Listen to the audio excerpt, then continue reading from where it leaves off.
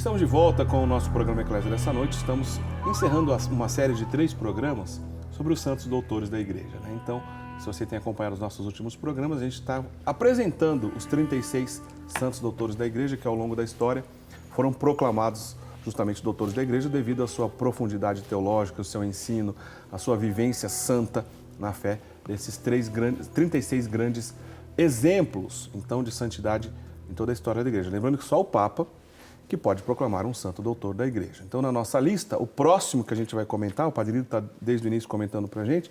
Agora, vamos falar um pouquinho sobre São Roberto Bellarmino, também jesuíta. Jesuíta e cardeal, inclusive, se foi eleito cardeal. Ele é natural da cidade de Montepulciano, no centro da Itália. Certo.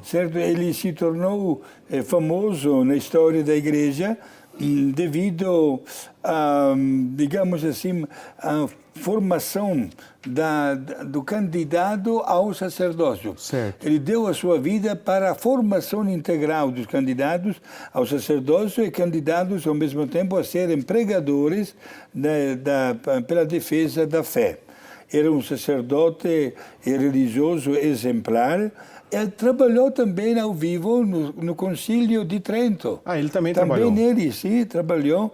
Olha só, minha gente, ele veio falecer no ano 1621, mas na sua juventude sacerdotal foi de grande ajuda no Concílio de Trento. É autor de um livro chamado As Controvérsias, onde ele trata da palavra de Deus e fala de Jesus como cabeça da Igreja e fala também e defende a figura e a tarefa do Santo Padre, o Papa. Foi o Papa Clemente VIII que o nomeou cardeal, e tem uma famosa frase desse Papa Clemente VIII que disse o seguinte: olha, nós escolhemos esse Roberto Bellarmino, né, como cardeal da Igreja, pois não há outra pessoa na Igreja, né, que possa equiparar-se a ele em ciência e sabedoria. Para o Papa falar isso, Padre Guido, não era pouca coisa, né? Exato, né?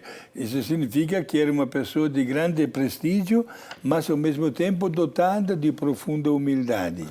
Ele trabalhava exatamente muito preocupado pela formação dos sacerdotes. Tem tudo a ver com o trabalho do Concílio de Trento, que restaurou os seminários na Igreja. Não só restaurou, como, na verdade, reformou isso na Igreja. Até hoje nós vemos reflexo disso, né, Padre Guido? Sim, é uma bela sua colocação. Entre as primeiras decisões do Concílio de Trento foi a instituição dos seminários. Pois é, então a discussão... Ele estava no lugar certo na hora certa, por providência de Deus. Perfeita. Uma outra frase famosa de São Roberto Bellarmino é justamente o seu suspiro, né? Sua última frase antes da morte, que os seus confrades, então, depois publicaram.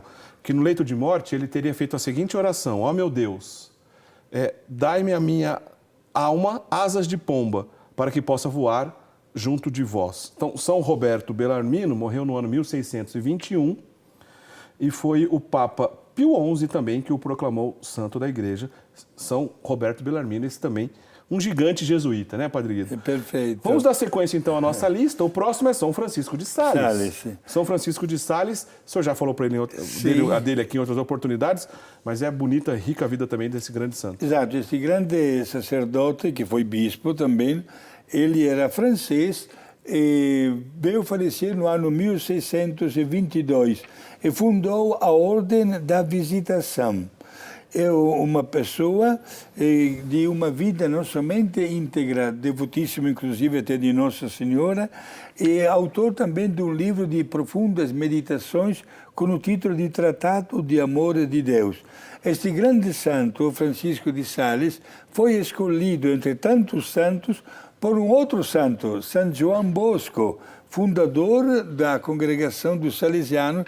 Da palavra Sales, nós temos os salesianos, né? Por isso que se chama Salesianos de Dom Bosco, né? A Ordem de Dom Bosco, que é homenagem a São Francisco de Sales. Perfeito. Né? São Francisco de Sales se tornou o padroeiro e o modelo dos padres salesianos. Foi um verdadeiro apóstolo do amor e da misericórdia e conseguiu expressar a mansidão do Senhor. Por isso, hoje estamos diante de um homem que caracterizou-se exatamente pela sua vida íntegra espiritual, pela preocupação do bem dos outros, né? Aquela frase também de São João Bosco, da mi animas et cetera tolle. Dice, me dê as almas, você pode ficar com o restante, né? Bonito. Pegou exatamente esta frase de São Francisco de Sales. São Francisco de Sales, aliás, Padre Guido, é o padroeiro dos jornalistas e escritores. Sim. Mas ele soube usar muito bem a imprensa, que estava nascendo, né?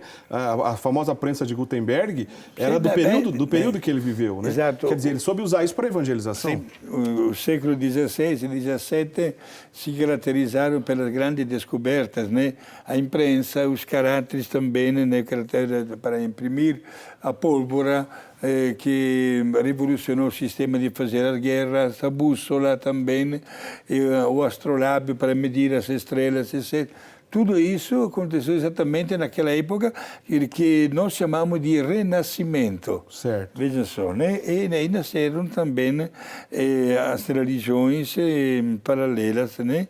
Com bíblias que não eram sujeitas a uma interpretação correta da Igreja e que até hoje mantêm de eventuais distorções ou manipulações. São Francisco de Sales, bispo da Igreja, um grande bispo, que foi, né, São Francisco de Sales, Padre Guido, vale aqui destacar, também tem um episódio bonito, porque parece que ele tinha um temperamento muito forte, mas fazia o possível para que esse temperamento não fosse, não atrapalhasse no relacionamento com as pessoas.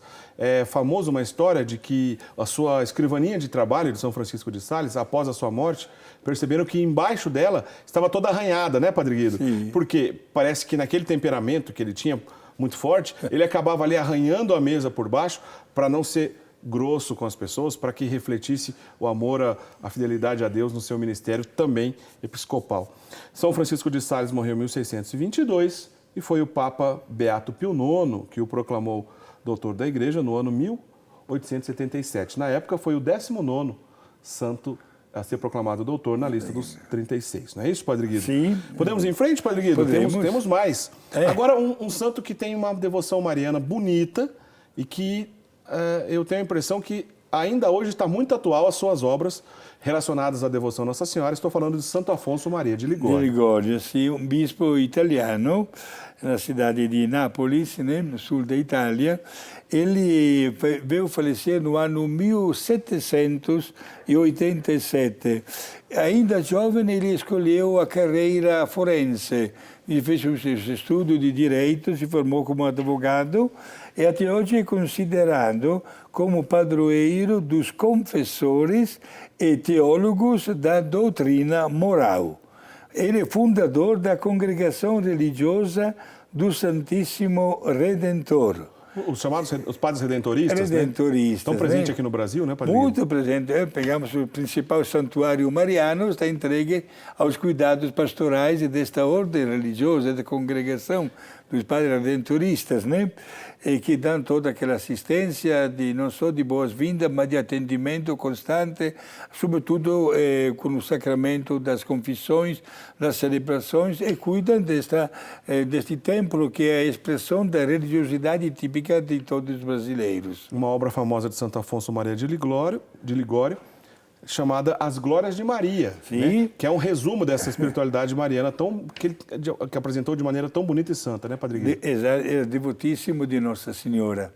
E não foi por acaso que os padres redentoristas, quando se tratou de construir o santuário grandioso, que é o símbolo da devoção do povo, se apresentaram numerosos para cuidar desse santuário. E até hoje, graças a Deus, as pessoas que vão lá só têm elogios a fazer diante não só da acolhida, mas também de tudo que eles encontram e da animação que esses padres fazem em todas as missas, nas novenas, na reza do terço, usam também a emissora Aparecida, né? É verdade. Também evangelizam através dos meios de comunicação. Sim, temos que louvar a Deus por tudo isso, né? Não tenha dúvida, Padre Guido. Santo Afonso Maria de Ligório morreu em 1787, também foi o Beato Pio IX, que o proclamou doutor da Igreja no ano 1871. Agora, a próxima doutora da Igreja, que é a terceira mulher nessa lista, Padre Guido, sim, é alguém que o senhor sempre fala dela, mas que a gente nunca vai cansar de ouvir, porque a vida é riquíssima dela e ela merece. Né? Santa Teresinha do Menino Jesus. Teresinha do Menino Jesus, né? da cidade de Lisieux, na França, conhecida na França como Teresa de Lisieux. Ecco a diferença com Teresa de Ávila, também na cidade de Lisieux, né? Ela veio falecer no ano 1897, somente com 24 anos de idade. Porém, é claro, tem um episódio que só Deus sabe explicar. Por exemplo, o ingresso desta jovem no Carmelo com 14 anos de idade. Por uma licença especial do Papa, né? Do Papa. Ela foi até Roma para pedir ao Papa esta licença. O Papa era Leão XIII, não era? Leão XIII. O Papa Leão XIII não disse sim e não. Ele disse, se for vontade de Deus, fica tranquilo que vai chegar o dia. Não era esta, diácono Eric, a resposta que aquela jovem queria. Ela queria o sim do Papa. Mas enquanto ela estava voltando para a França, sua terra natal, em companhia do papai, é isso que o Papa já tinha entrado em contato com o bispo e, portanto, o bispo, em nome do Papa, deu licença para Teresina de ingressar no Carmelo com a tenra idade de 14 anos. Aliás, o senhor citou o pai de Santa Teresinha, que é santo da igreja. Pai é a mamãe o pai também. É a mamãe, São Luís e Zélia. Zélia em português. São Luís e Zélia Martin, né, franceses, 2 santos da igreja. Que família abençoada, hein, Padre Guido? Os pais santos, a filha santa e doutora da igreja, mas parece que tem mais gente nessa fila. Já está terminando o processo de beatificação da Leônia, outra irmã de Santa Teresinha, e também está fazendo o processo da outra irmã que também foi do Carmelo, né? Que coisa bonita, hein, não, Padre uma Guido? família santa, assim, pais que viviam com o santo temor de Deus, minha gente, né? E olha só que belo resultado, que é família modelo para a sociedade de hoje. Teresinha ganhou o título de doutora por ter escolhido aquela que ela mesma chamava do caminho. E o pequeno caminho, a pequena via, né? Isto é, para a santidade, que significa como nós podemos dar o gosto de santidade até as nossas ações rotineiras. Nas pequenas coisas ela se Nas santificou, pequenas né, Padre coisas. Quando ela deitava à noite, ela dizia sempre aquela frase bonita, até trancada lá no seu pequeno quarto. Meu Senhor, o que devia fazer no dia de hoje eu já fiz. Estou cansada e vou dormir já. Porém, toda vez que o meu coração bater no decorrer desta noite, eu quero que seja um ato de amor para você. Meus amigos, quem nos proíbe de imitar os santos? Olha a santidade bem prática. Quando chegava no refeitório para se alimentar com as demais religiosas, uma oração no mesmo patamar. Senhor, tenho que alimentar o meu corpo. Cada colher de sopa que eu tomar, quero que seja um ato de amor para você. Bonito, belíssimo demais. Leiam A História de uma Alma, que é a autobiografia de Santa Teresinha do Menino Jesus, que vale muito a pena, uma gigante que a gente sempre fala aqui dela. Ela morreu no ano 1897. 1897, e foi São João Paulo II, olha só, na nossa geração aqui. São João Paulo II, que a proclamou doutora da igreja no ano 1999. Né? Naquela ocasião, ela foi proclamada a 33ª doutora da igreja na lista dos 36. Bom, até aqui, né, nós apresentamos o primeiro da lista, há 3 semanas atrás, Santo Hilário de Poitiers, morreu no ano 367. Santa Teresinha do Menino Jesus, a última que comentamos agora da lista dos doutores da igreja, morreu no ano 1897. Então, até aqui a gente apresentou na ordem cronológica. Agora, os 3 últimos santos da ordem, dos doutores da igreja, né, para completar 36, os 3 últimos, foram proclamados recentemente. Então, a gente vai excluir a ordem cronológica de acordo com a morte de cada um deles. Por quê? Justamente foram os últimos 3. E a gente, então, vai comentar agora, nesses últimos minutos que faltam do nosso programa, dos 3 últimos. 2 deles, desses santos, foram proclamados doutores pelo Papa Bento XVI e o último da lista foi proclamado pelo Papa Francisco. Vamos começar, Padre Guido, por São João de Ávila, né? Que foi Bento XVI que proclamou ele em 2011, doutor da igreja. São João de Ávila, temos uma Teresa também de Ávila, cidade que data como também temos São Bernardo de Siena e Catarina de Siena também. Verdade, né? Ok, ele veio falecer, João de Ávila, no ano 1569, logo após que terminou o Concílio de Trento. Ele é chamado o apóstolo da Andaluzia, porque percorreu esta parte da Espanha como um sacerdote autêntico, dando um ótimo exemplo de vida cristã, ensinando através da catequese, certo? Distribuiu os seus bens aos pobres e dedicou-se para divulgar a Bíblia. Este livro que acabava, graças às descobertas da época, acabava sendo traduzido e multiplicado também, mas as pessoas não tinham grande conhecimento, né? Padre Guido, só para ficar bem claro, Andaluzia é uma região da Espanha, que São João de Ávila é conhecido como apóstolo daquela região, onde foi muito influenciada pela cultura árabe, muita influência muçulmana, naquela região de Toledo, região de Almeria, uma região próximo ao mar Mediterrâneo, né, Padre Guido? Que tem grande influência. Portanto, o trabalho de São João de Ávila foi fundamental para restaurar o cristianismo naquela região, não é isso? Naquela região, perfeito. E, naturalmente, no seu trabalho, houve pessoas que não compartilhavam ou a metodologia, ou talvez não compartilhavam as ideias, etc., acabaram acionando, digamos assim, a Inquisição. A famosa Inquisição espanhola, né? Ele acabou sendo processado e até condenado, passou um tempo até na cadeia, mas exatamente usando aquela espiritualidade tipicamente cristã, que encontra no perdão a expressão mais alta e mais nobre do amor, ele perdoou aos seus acusadores. Teve também este belíssimo gesto de saber perdoar as pessoas que tinham criado problemas no caminho da divulgação, né, da palavra de Deus. Ele escreveu também um tratado sobre o sacerdócio e uma sequência de meditações com o título O Conhecimento de Si Mesmo. Isto é, como se estivéssemos diante de um espelho que não pode enganar a ninguém.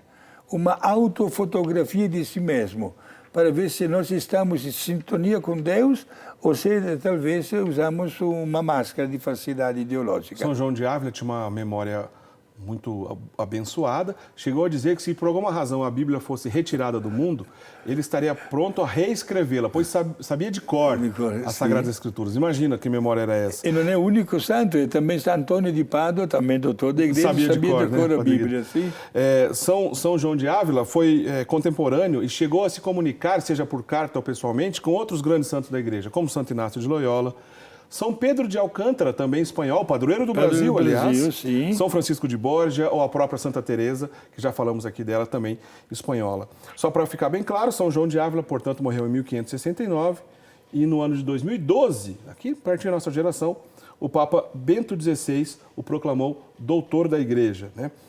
Agora, a informação que 2012, mas tenho a impressão que foi 2011, durante a Jornada Mundial da Juventude de Madrid, que pelo menos o Papa Bento XVI, naquela ocasião, demonstrou o seu desejo, né? Então, só não me lembro agora se foi 2012 ou 2011 que foi proclamado doutor da Igreja mesmo, mas desde 2011, da Jornada Mundial da Juventude de Madrid, ele já expressou o desejo de São João d'Ávila ser proclamado doutor da Igreja. Padre Guido, nosso tempo está acabando, a gente tem poucos minutos, mas vamos falar de uma outra mulher, a quarta dessa lista, Santa Hildegarda, que foi Bento XVI, que também a proclamou doutora da Igreja. Hildegarda de Bingen.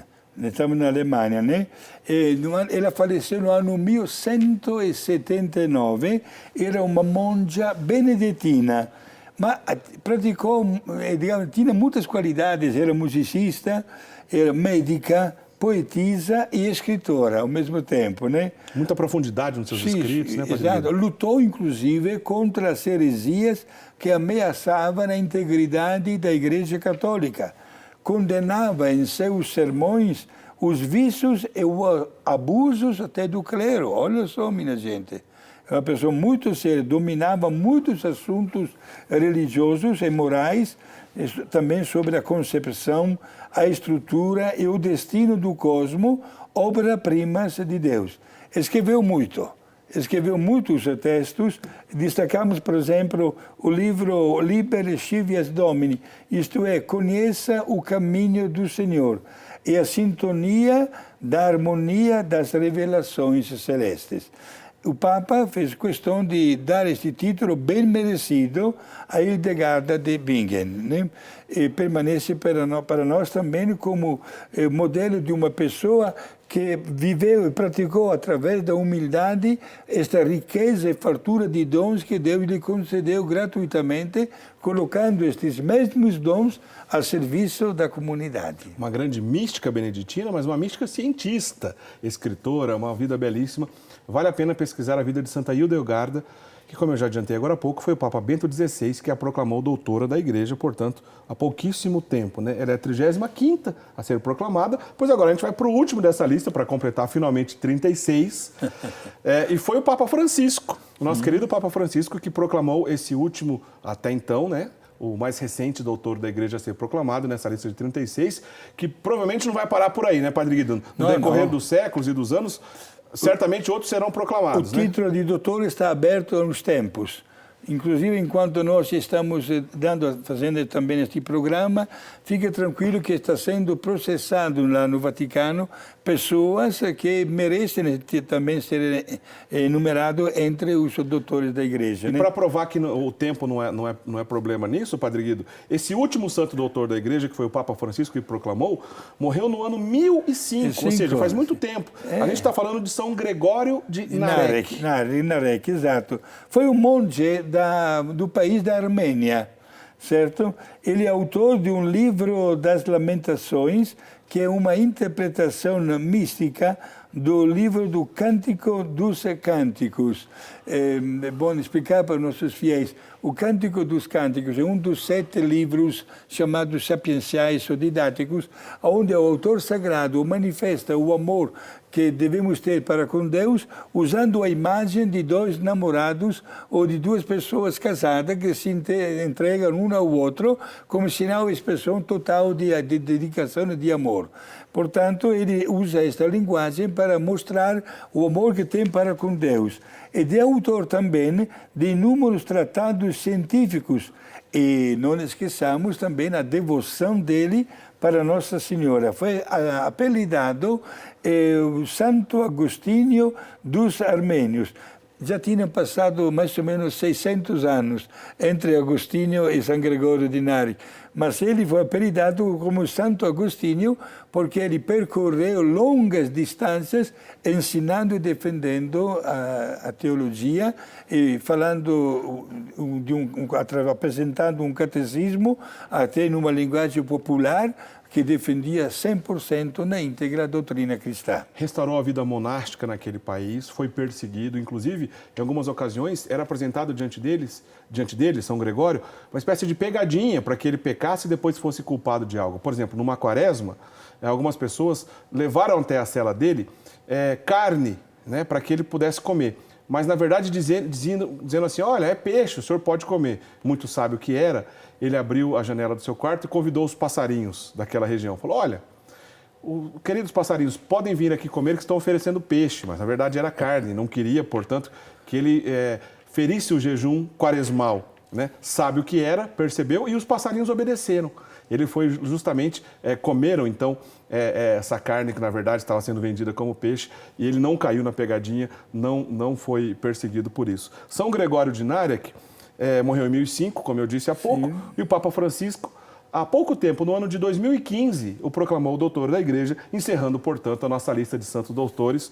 Padre Guido, foi uma jornada interessante esses 3 programas, apresentamos os santos doutores numa espécie de voo panorâmico. Sim. Agora nosso tempo, infelizmente, acabou, a gente não tem mais tempo, por favor, nos dê a bênção para encerrar. Perfeito, mas não esqueçamos, diácono Eric, com um pouco de boa vontade que não falta, cada um dos doutores mereceria um programa inteiro. Mereceria. Porque o senhor tem razão, Padre Guido. É uma riqueza, gente, que está dentro da igreja. Procuremos conhecer, porque nasce dentro de nós a alegria de ser até um pouco diferente, com o nosso empenho, com a nossa boa vontade. Né? Um grande abraço para todos, obrigado pela vossa audiência. Um abraço especial para a Dona Fátima e Dona Maria Clemente de Criciúma, que não perdem nenhum dos nossos programas. E terminamos recebendo todos, prezados amigos, a bênção de Deus Pai, Filho e Espírito Santo. Amém. Padre Guido, em 10 segundos para encerrar, se o senhor tivesse que escolher apenas um deles, um só, o senhor tem um preferido dessa lista? Pessoalmente, sim. É Teresinha do Menino Jesus. Eu sabia, eu tinha certeza que o senhor ia responder.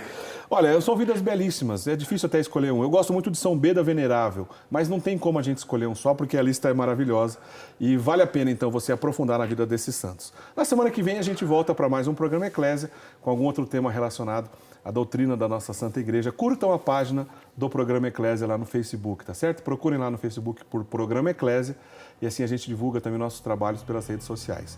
Um grande abraço, até semana que vem. Tchau, tchau.